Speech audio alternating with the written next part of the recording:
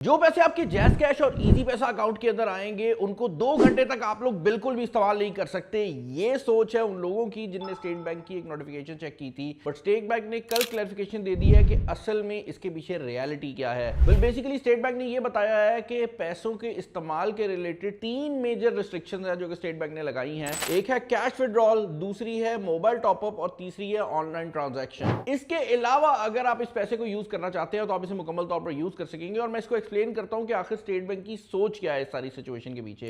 Basically आसान अल्फाज में अगर मैं एक्सप्लेन करूं तो जितनी भी ब्रांचलेस बैंकिंग की एप्लीकेशन है, यानी कि वो बैंक जिनकी सिर्फ मोबाइल ऐप होती है, असल में कोई उनका वजूद नहीं होता, उनके लिए ये रिस्ट्रिक्शन लगाई गई है, उन अकाउंट्स के लिए रिस्ट्रिक्शन लगाई गई है ताकि वो लोग जो कि किसी और के नाम पर ब्रांचलेस बैंकिंग का ऐप यूज कर रहे हैं वो धोखाधड़ी ना कर सकें। अब फॉर एग्जांपल आपका अपना जैज़ कैश का अकाउंट है और आप किसी बंदे से पैसे रिसीव करते हैं और वो पैसे आप अपने ही किसी दूसरे बैंक के अकाउंट में ट्रांसफर कर देते हैं, तो उसके बाद आप उसका कैश विड्रॉल कर सकते हैं। तो ऐसा नहीं है कि आपके अकाउंट में जो पैसे आए हैं उनको आप यूज नहीं कर सकते, बस ये करने की कोशिश की गई है कि किसी ऐसे तरीके में पैसे यूज ना हो जाएं जहां पर दोबारा ट्रैक ना हो सके। फॉर एग्जांपल अगर कोई बंदा जैज़ कैश में पैसे करवाता है किसी के और वो बंदा अगला कैश निकलवा लेता है तो ये कैश ट्रैक करना बहुत मुश्किल है, या अगर वो बंदा किसी के मोबाइल पर टॉप अप कर देता है तो उसको ट्रैक करना मुश्किल है। तो ये बेसिकली सिर्फ ट्रैकिंग को बेहतर बनाया जा रहा है। और अगर कोई बंदा ये कह रहा है कि भाई इससे दुकानदारों का बहुत नुकसान होगा, तो I don't feel like it. उसकी रीजन ये है कि जो बंदा लीगल काम कर रहा है उसका किसी ना किसी बैंक में कोई ना कोई अकाउंट तो मौजूद होगा।